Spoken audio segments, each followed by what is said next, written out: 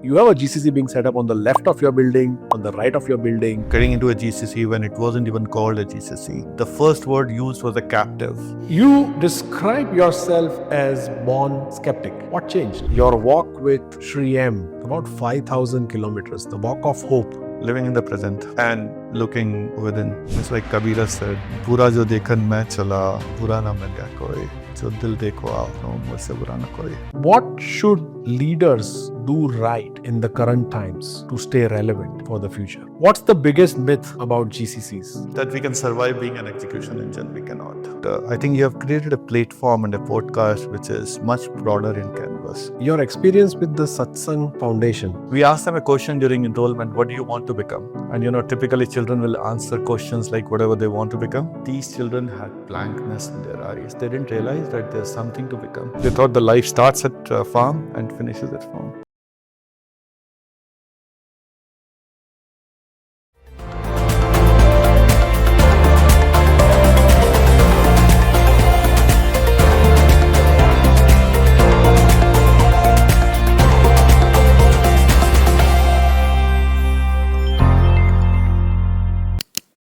India is becoming the epicenter, attracting companies from across the globe.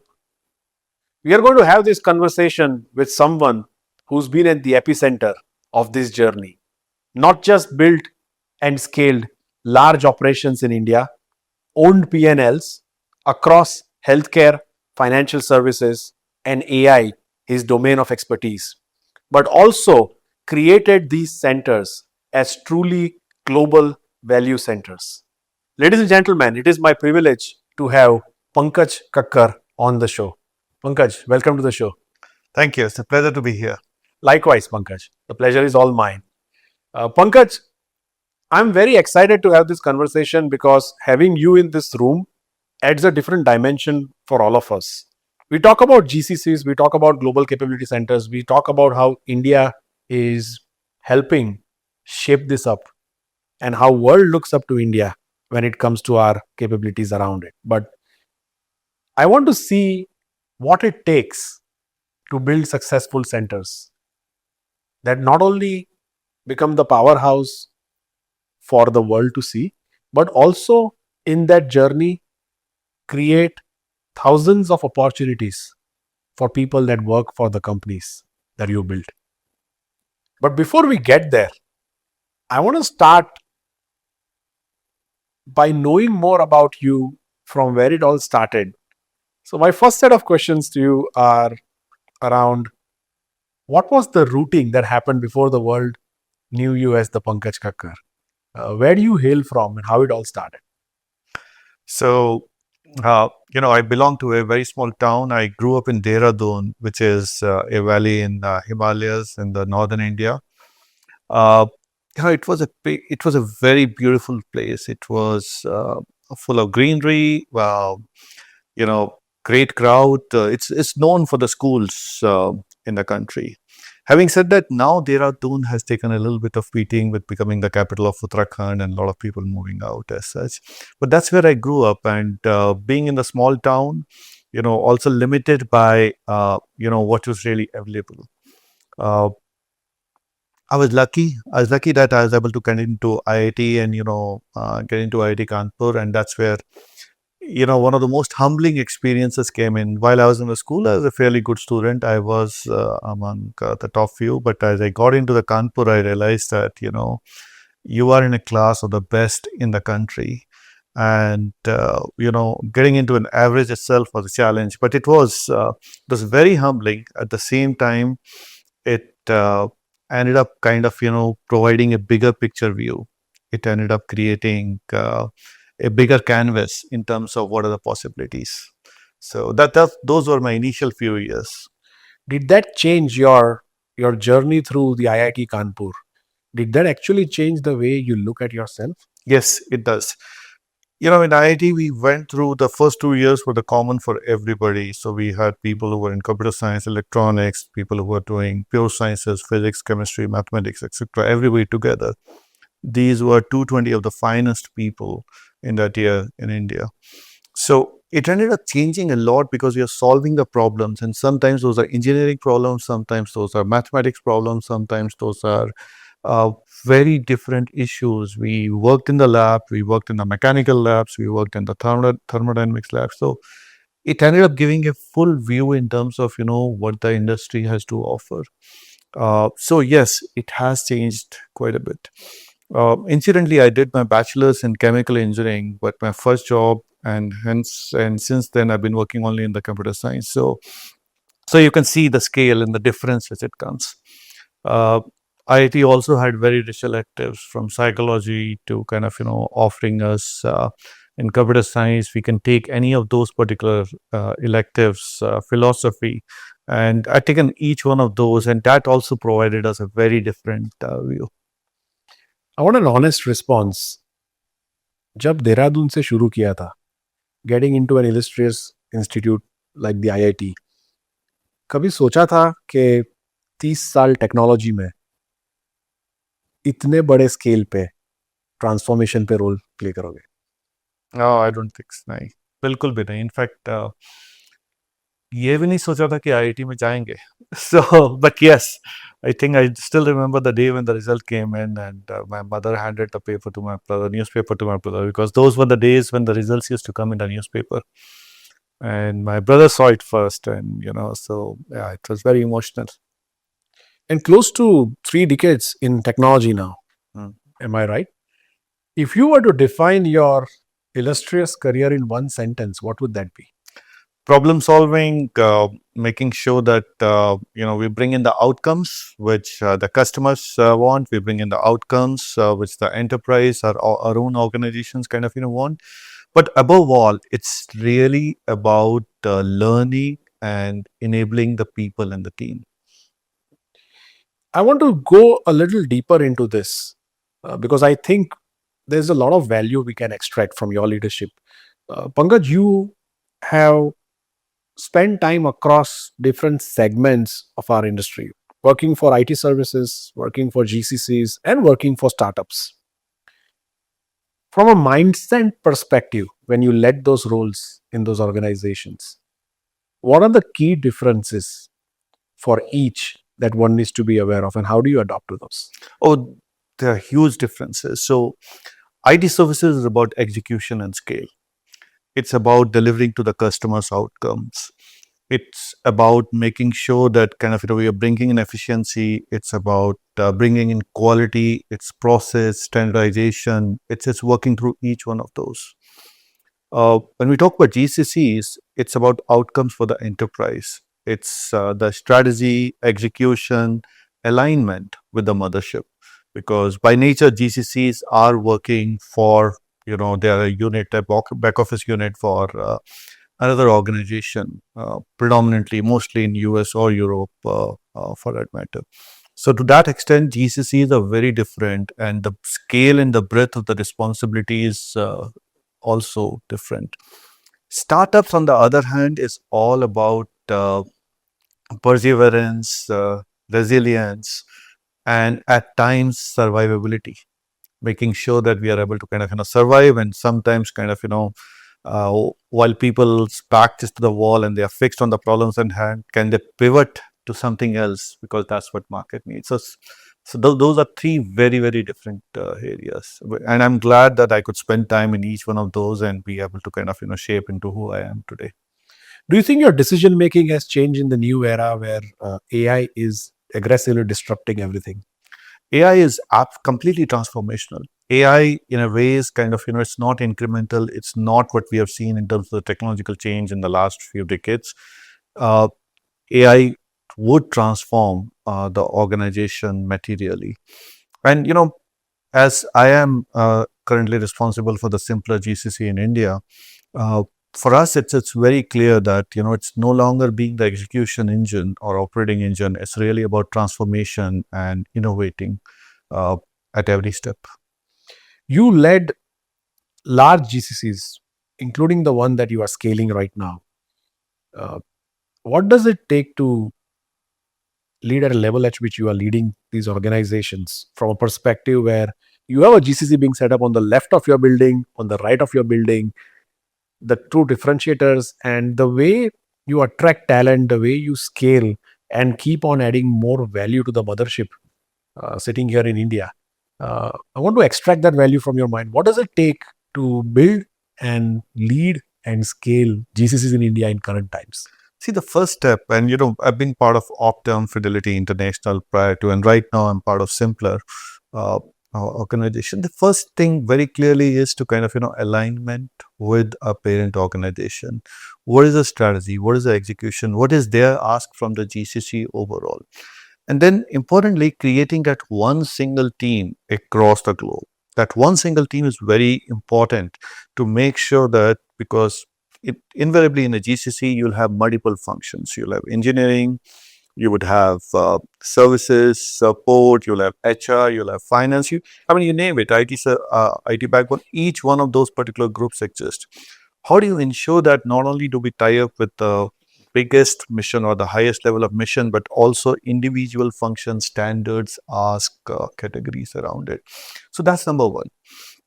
And to be able to do that, the first and the foremost thing is we need to understand what our company's business is. So if our company's business is in healthcare operations working for the providers, that means that we have to kind of live and breathe that. So that's something we'll have to do that. And we did that fairly successfully here in Simpler also. The second aspect, of course, is alignment and making sure that, as decisions get taken, as we work through, individual areas, we basically keep people in loop. At the same time, we kind of have a healthy dialogue in terms of, how things need to happen.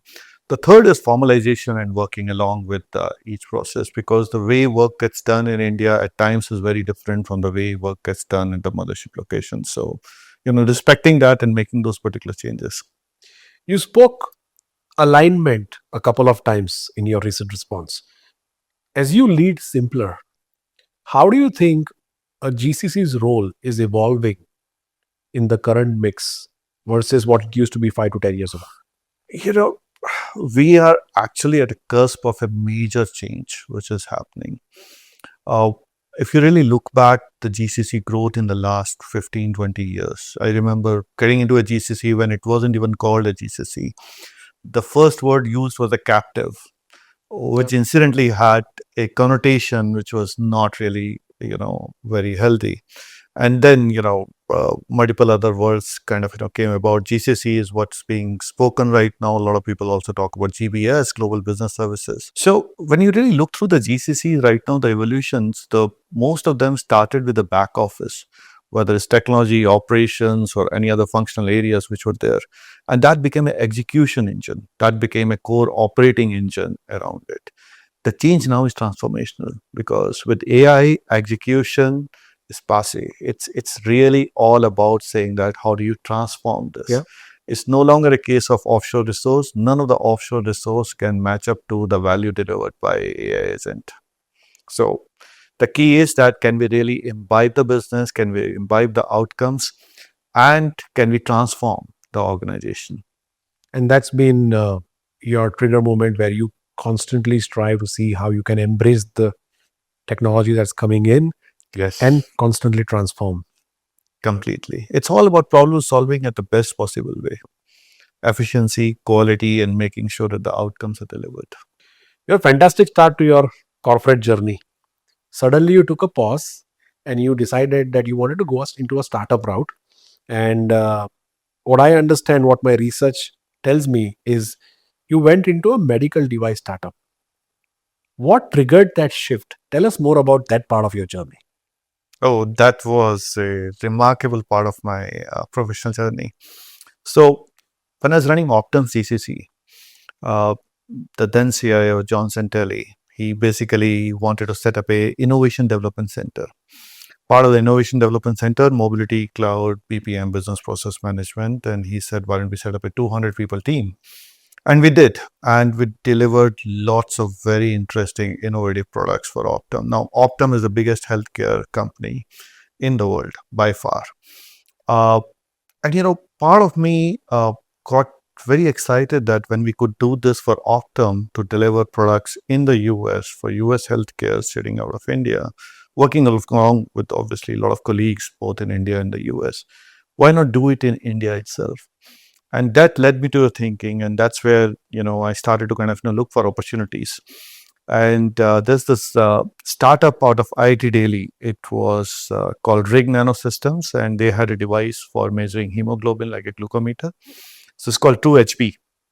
And I really like the device. And I also know that hemoglobin as such, even now, there's a big case for people in India to kind of, especially women and girls, where there is a significant problem of anemia, and that leads into infant mortality, mother mortality, a lot of issues around with the health of women throughout their lives.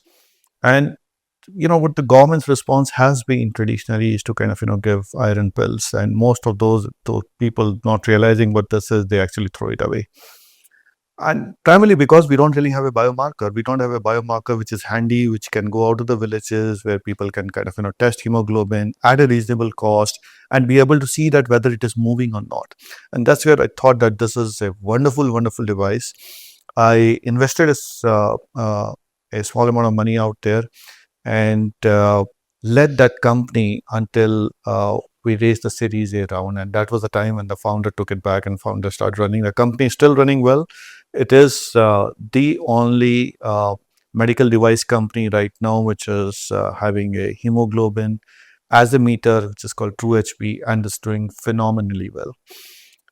As I went through that particular journey, there were also a lot of learnings came along, because as a CEO, my primary job was to make sure that we are able to kind of, get the customers, put it out in the front, whether it's public sector, private sector. And that was quite a learning. Getting into the Indian market, after working for 20 odd years predominantly with US and European market, this was a complete culture change. It was a culture shock of sorts in terms of how Indian markets work, both private and government. But we are able to make sense. We are able to get some good significant orders, and that is what basically led the company to grow. As I came out of it, I was quite clear that now I really want to kind of be involved with the startups, but not necessarily in the 0 to 1, more in a 1 to 10 game. And that's where I started working along with a bunch of startups. One of them was a company called Data Man Area, which got into political analytics. This was the time 𝗪𝗺 Kishore had already become a big hero, and we thought that we can kind of, do it, fail attempt. Another very interesting company was Plounce. This was an internet social media company for the kids. And like you have a Facebook Kids, as kids doodle, parents can upload their picture and it starts to come in. Amazing, amazing thing. Unfortunately, founders did not persevere. Otherwise, this could as well have been a really big company from India. And they had a big shot where the teachers can kind of click a picture and kind of tag their parents around it, and it will get the notification. So you can literally, over a period of time, longitudinally, you can really see how a child has grown, how his or her mind has kind of really developed. Because when you look into the kids and you see how they have grown, only thing you see is the exams and the report card and the marks. It doesn't tell people in terms of how the growth has been. Also worked with HR Tech. That is a company called Hono. Kind of advised them, consulted with them. Revenue cycle management in the US. Fabulous company called 𝗵𝗵𝗁, which got sold after we put together a product called CDI. This is 2017, 2018. And we actually built a product called CDI, Clinical Data Improvement, which was based on the AI of that time using natural language programming. So, and that was the time when Gen AI was nobody had heard of Gen AI. So, but yeah, it has been very, very interesting times, a lot of learning. I'm excited to see that you are investing in mentoring a lot of founders, and that's not just specific to a particular industry. It's industry agnostic, right? What do you look for in founders where you think that, okay, I can back this idea and I can back this person? So, there's no one solution. Ultimately, it's the hunch which comes. But if I have to kind of, demystify this for the sake of our conversation, it's one is the passion for the idea. How passionate are they? Are they there for the game of money that they kind of, get into a valuation of few $1 million, Yeah. and from there they kind of, go on? Or are they really passionate about kind of, solving this particular problem? The second thing is the perseverance, because It's given that, 9 times out of 10 or maybe 10 times out of 10 that they'll run into rough water. So are they going to fold up, or are they going to kind of, hang around and do it? And can they kind of, move their awareness from completely focused on that one idea to really a bigger picture, so that if need be, they can pivot around. Sure. They can move this. So those are 2 or 3 things which kind of, stand out. And I made mistakes. That's where I lost some money also. But then I've learned from it. Interesting. I'm going to take you to a completely different journey of your life. We're talking about the spiritual side of yours and the inner shift. Shall we? Sure. Look forward to it. You describe yourself as born skeptic. What changed? See, as a kid, I never really believed. My family was, fairly religious, like most North Indian families. My dad used to go to temples actually, and both mom and dad used to keep fast. Dad will keep it every Tuesday, and I won't go unless until I was asked to go, and then just to avoid the trouble, I'll go.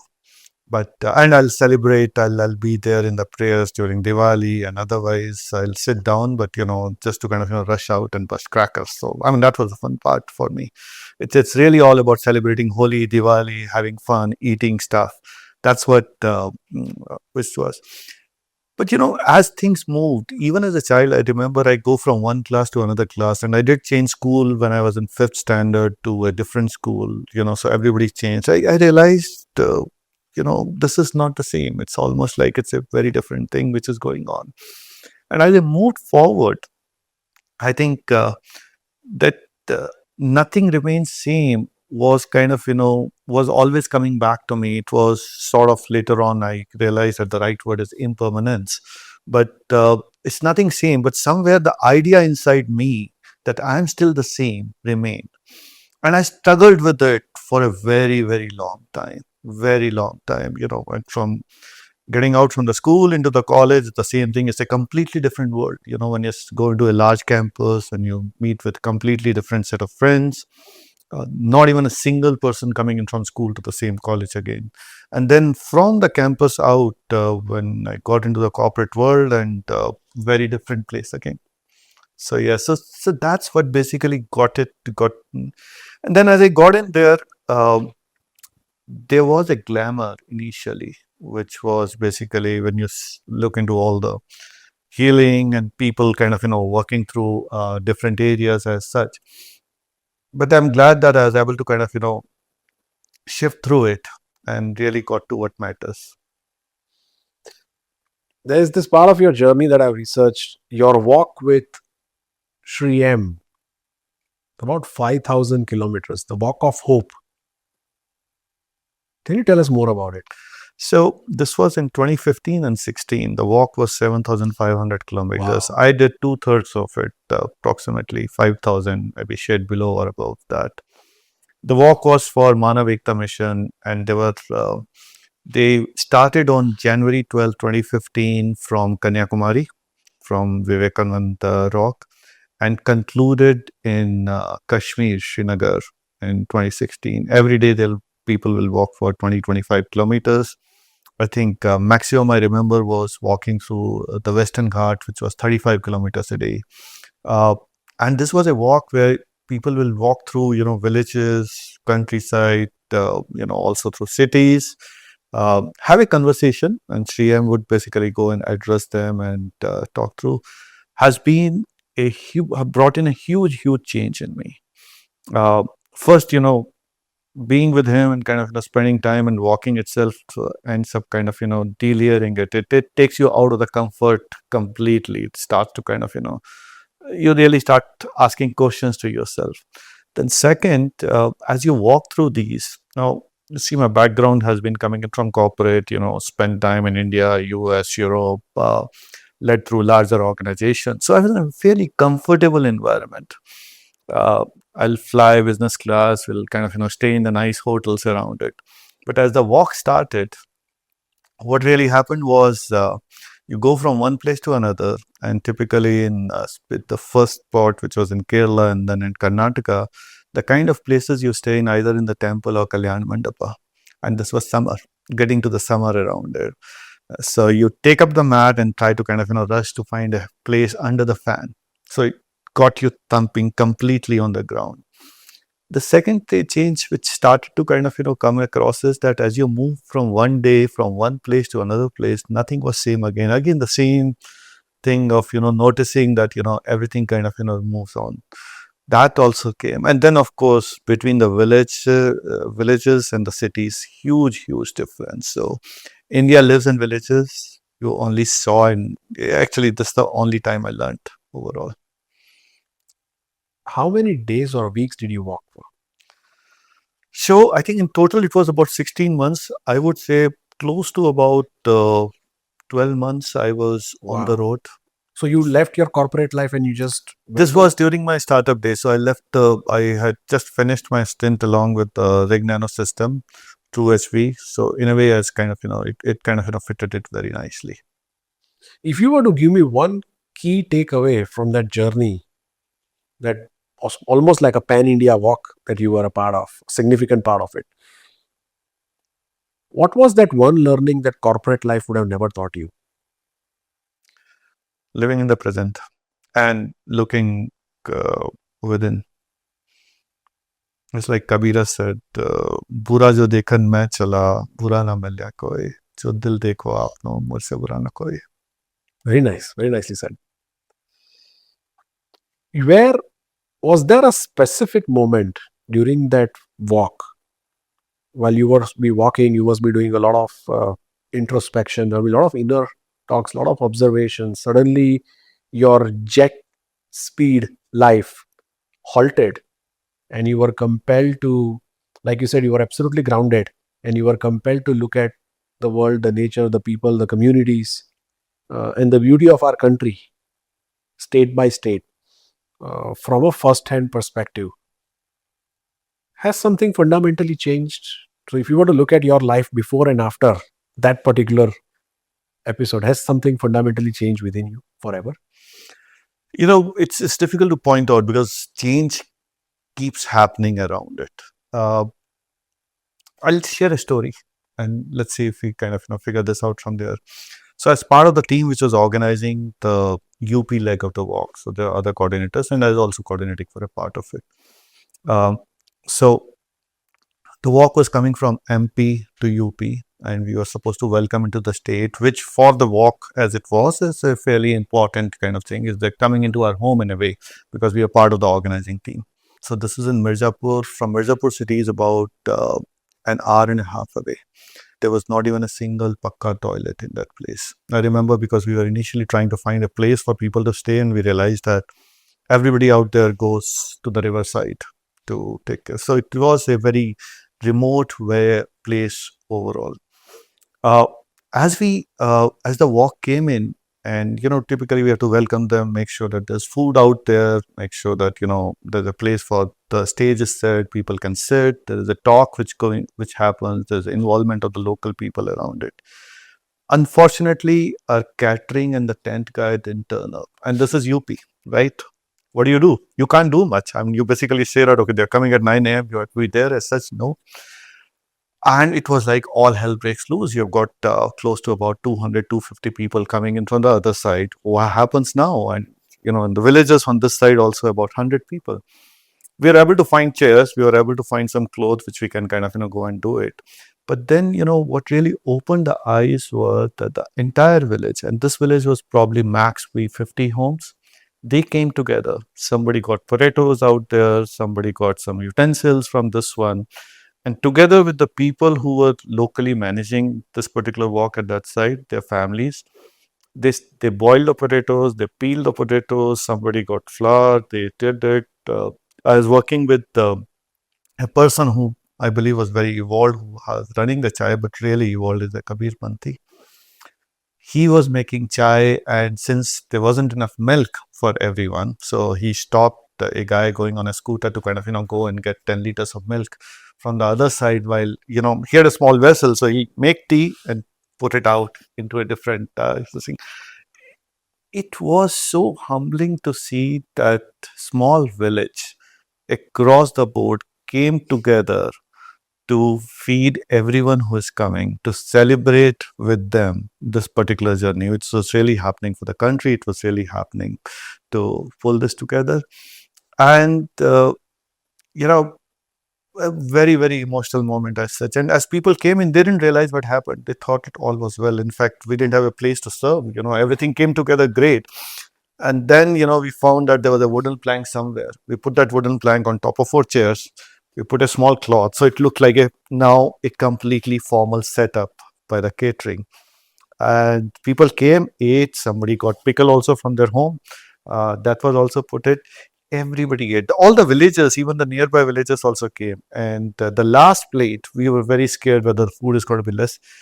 A lady came from a nearby village and said that my grandfather is going to come. Can I take a plate for him? And that was the last plate. In a way, that was a 𝗧𝗵𝗵 which was there. So coincidence, you can say. But, also something in terms of, how villagers take that. Because I'm quite sure if this happens in Bangalore, Delhi, or, some of the big cities, it's not the response we'll get.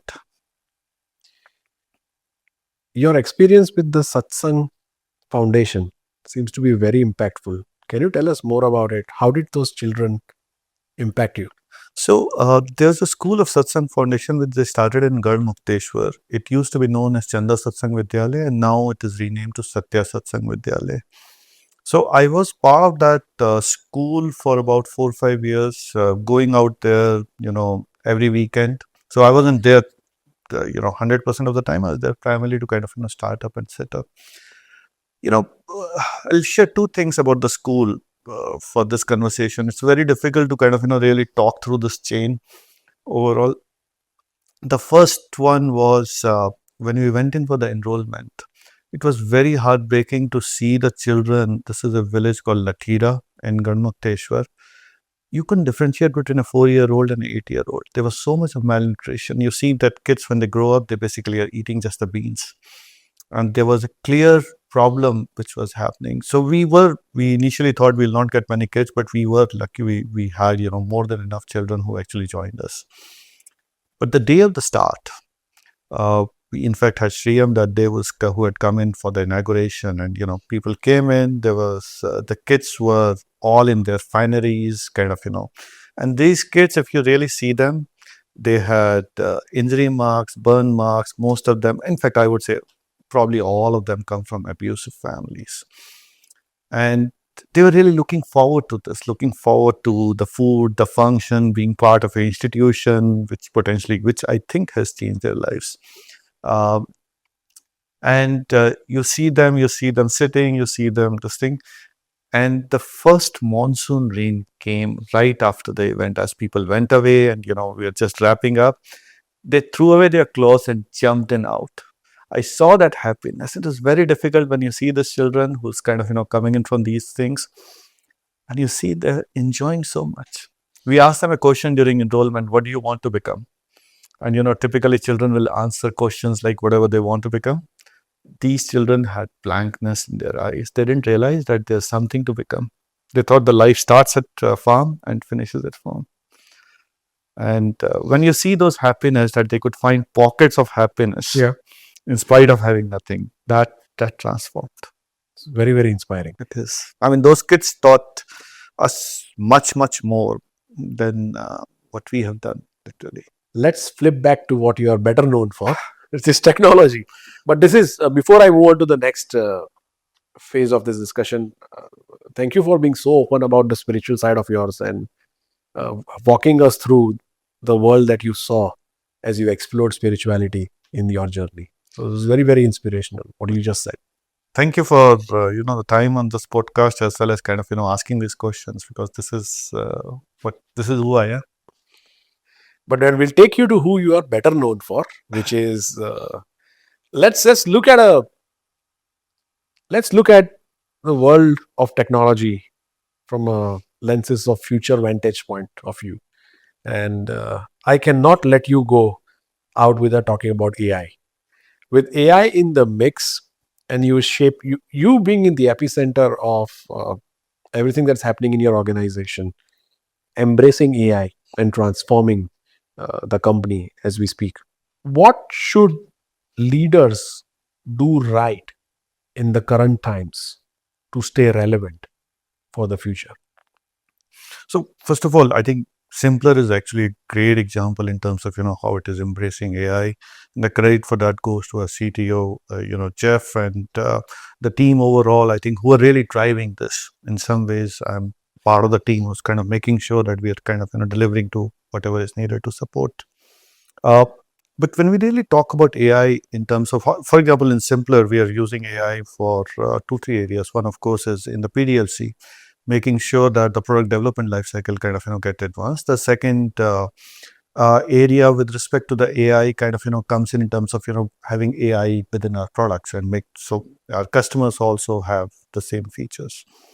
Now, coming to GCC specifically, the part where I end up taking the central responsibility. I think with respect to the GCC, the key areas for us is that as we have built up teams which are basically for engineering, support, services, HR, etc., how do we kind of ensure that we start to use the AI? Because if we don't, the organization and the enterprise will miss the transformation and will get delayed, and that's not good for us in the market space as such. So the key for us is that either we survive or we transform. And that's what we are doing. Tied to this, if I may add, is that it's not only the technology and the AI skills. It's also about knowing our business well. So the business functional knowledge also. So we created a platform called 𝗪𝗧.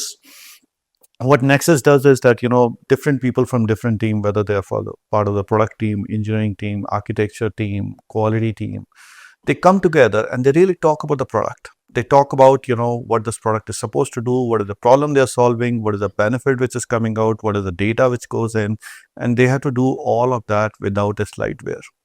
So this is paper, pen, webtoons, skits.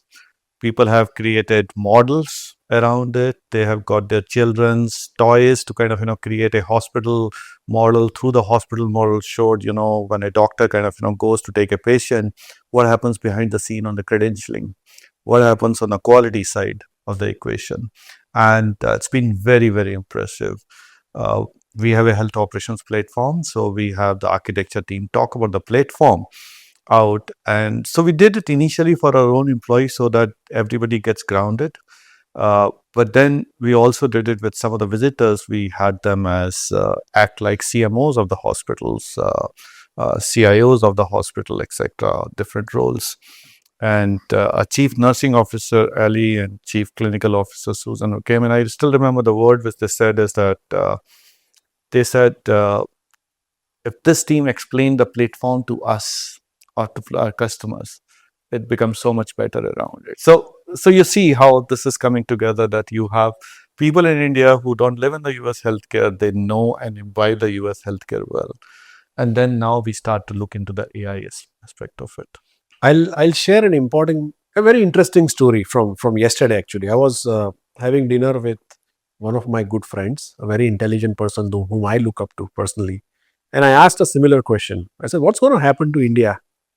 What's going to happen to this entire IT services business of ours? What's going to happen to so much of outsourcing happening in India if AI is going to take charge?"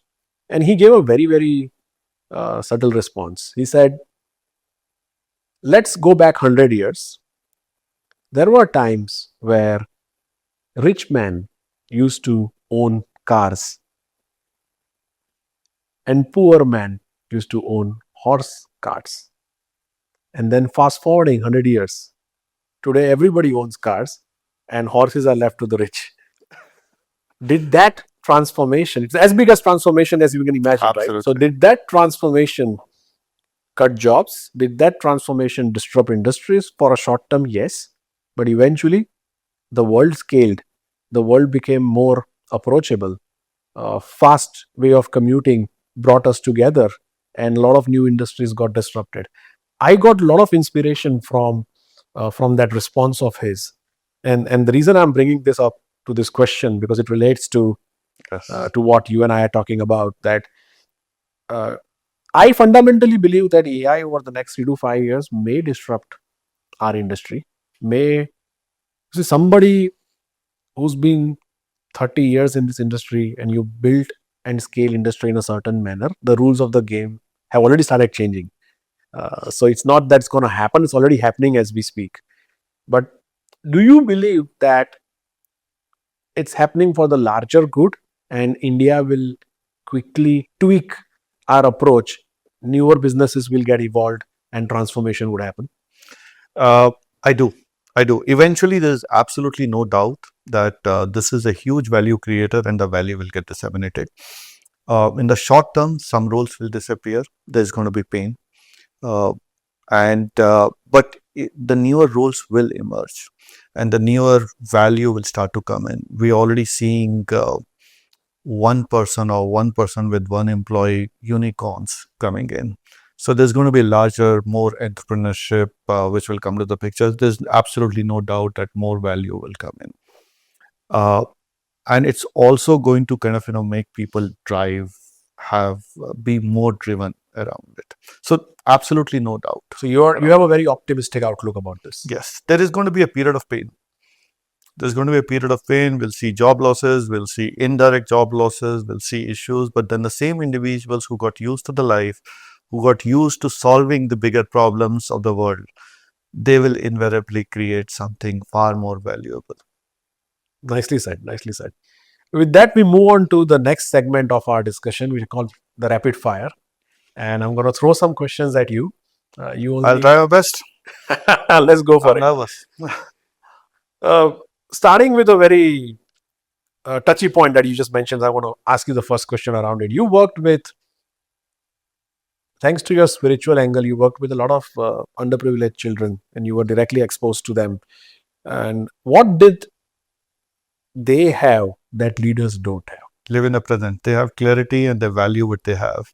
And the leaders are always chasing for something else. Is ambition at odds with the inner peace? When done with a comparison. If there is with a purpose. Tell us more about it. So if I just take walk of hope, for example. Sure. In fact, many of us doubted that we'll be able to walk. Maybe the organization will walk. Right. For sure, 𝗬𝗵 will walk. But I don't think we could walk. I wasn't even walking when I went out there. I didn't even do the practice as such. But there was a purpose. And a lot of it was,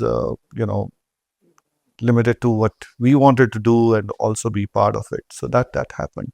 Or the school which I talked about. Or even in our corporate life, I think when we talked about Nexus, that was really came with a purpose that we really want to talk about the business story. And that has really grown leaps and bounds within our organization. We, in fact, are now talking about taking Nexus out to the US and using that for training our sales leaders. Interesting. So, what's the biggest myth about GCCs? That we can survive being an execution engine. We cannot. And my last question to you is, what's the future of GCC in the AI first world? Transformation and becoming the innovation hub for the world. Fantastic. Well, Pankaj, it was my honor. The way you responded to all of my questions, the way you brought a lot of clarity on table. I am sure our audience has a lot to learn from your experience. And thank you for not holding it to you. Thank you for being so generous in expressing all the things the way you did. Thank you for not being vulnerable when I asked you the softer questions. Thank you for being very honest, extremely grounded, and sharing with an open heart everything that you believed about spirituality. I thought I was going to interview a corporate leader who's been there, done that when it comes to building and scaling GCCs. In this journey, what I witnessed over the last few minutes of our conversation is a very good human being who puts human values at the centricity of everything that he does. And that made this conversation very, very special for me. So thank you so much for your time for today. Thank you. In fact, thank you for having me come into this particular podcast, inviting me over here. And thank you for asking these questions. Really, because invariably, whenever you go to these podcast conversations around it, it is all cut and dry. It's all about the specific topic. But I think you have created a platform and a podcast which is much broader in canvas. So look forward to this. Thank you. Likewise. So, ladies and gentlemen, that was Pankaj Kakkar, the Pankaj Kakkar, who continues to build and scale India's GCCs. And I hope it added a lot of value to the conversation that we had. And it will add a lot of value as you take those key points away and you define your own playbook in this game. Until next time, this is me signing off. Before I do, please don't forget to subscribe to our channel in case you haven't done so. Thank you so much.